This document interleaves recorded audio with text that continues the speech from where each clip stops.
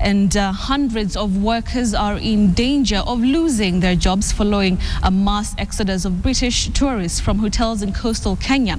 Now, over 400 British tourists have fled back to Britain following Wednesday's travel advisory over fears of a terrorist attack in Mombasa and the coastal strip.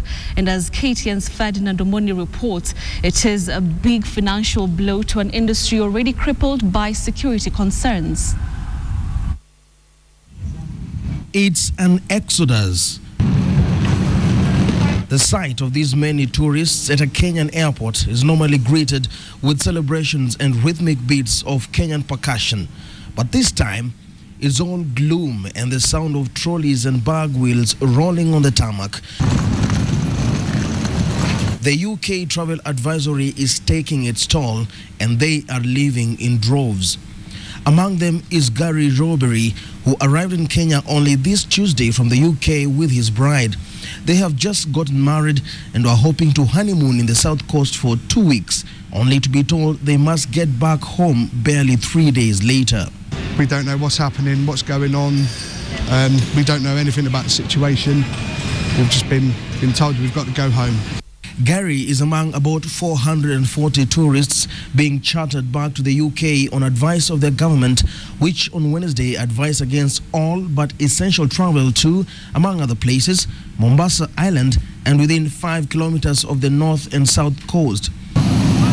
Tour operators Thompson and Fast Choice say the advisory left them with few options. The British Foreign Office has put an exclusion zone on Mombasa Island, 5 kilometres to the north, 5 kilometres to the south, and that's where all our customers travel through. So on advice from the Foreign Office, we've brought in 2 aircraft, and that's why we're leaving Kenya.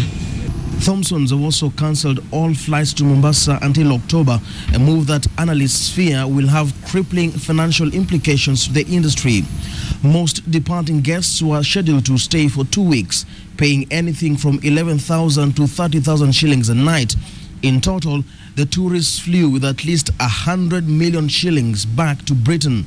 Already, some hotels are downsizing their workforce to stay afloat, with reports that some have sent casual workers and contractees packing after recording bed occupancy as low as 20%. Southern Palms Beach Hotel and Bamburi Beach confirmed to KTN that they have sent home about 30 workers. Industry players are expecting to suffer long term. You know, I've been in the business for over 30 years in Kenya. I have never seen the coast this bad. Even after our one coup that we had, the situation was not as bad as it is now. The Kenya Tourism Federation is warning that counties that rely on tourism for revenues should expect a 30% reduction in projected revenues.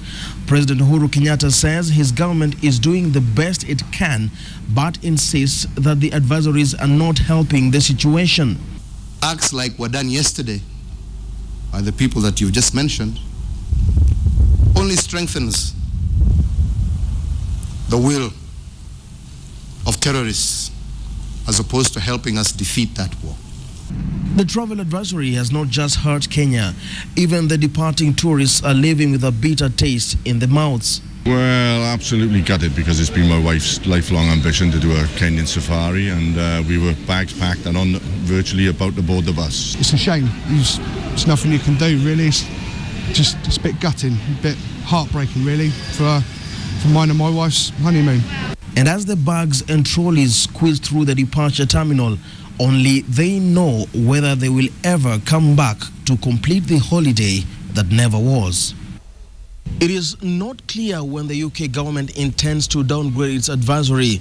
Even if they were to do it tomorrow, the damage is already done, with British charter flights indicating they will not be returning to Kenya for at least another 6 months. Industry players have already labelled 2014 as one of the worst in Kenya's tourism history, and it's only May. Ferdinand Omoni, KTN, Mombasa.